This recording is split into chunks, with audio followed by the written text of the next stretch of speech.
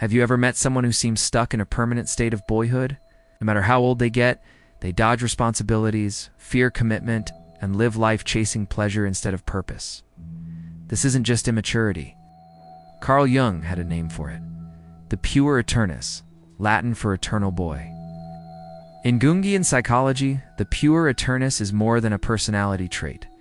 It's an archetype, a universal pattern that lives in the unconscious mind. He's charming, imaginative, and full of potential, but terrified of limits, boundaries, and growing up. The man-child, as we call him today, dreams of greatness, but he rarely follows through. Why? Because the dream is safe. The real world isn't. According to Jung, the Puer Eternus resists adulthood, not out of laziness, but out of fear. Fear of failure, fear of being ordinary, fear of death. Adulthood represents all the things he's running from: responsibility, routine, accountability. To him, these things feel like a prison.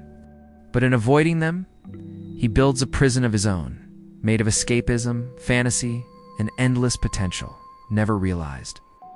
You'll find the Puer Eternus in myths and stories throughout history. In Greek mythology, he's Icarus, flying too close to the sun.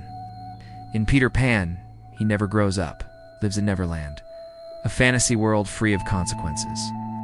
But no one really stays in Neverland forever. At some point, we must return. So where does this man-child come from? Jung believed that the Puer Eternus often emerges from a childhood filled with overprotection or idealization. When a child is never allowed to struggle, fail, or face reality, he grows up believing that life owes him something, that suffering is unfair, that rules don't apply to him. And so he becomes emotionally dependent on his parents, on partners, on society, never fully standing on his own 2 feet.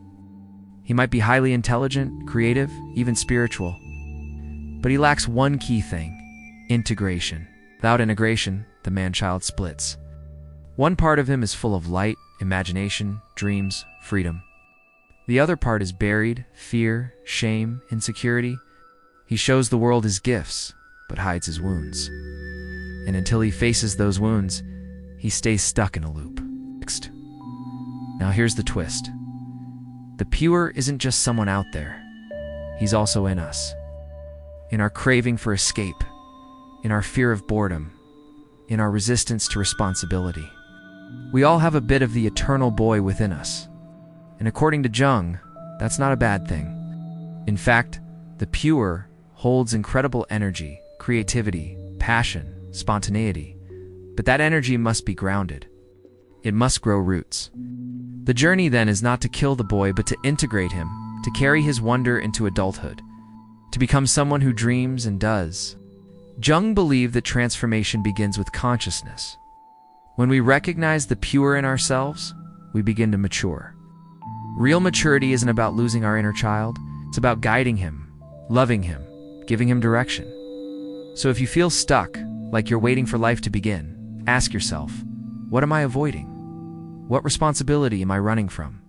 What dream am I too afraid to act on? Because the truth is, growing up isn't the end of freedom. It's the beginning of purpose. And when the Puer Eternus finally chooses to grow, he doesn't lose his magic. He channels it.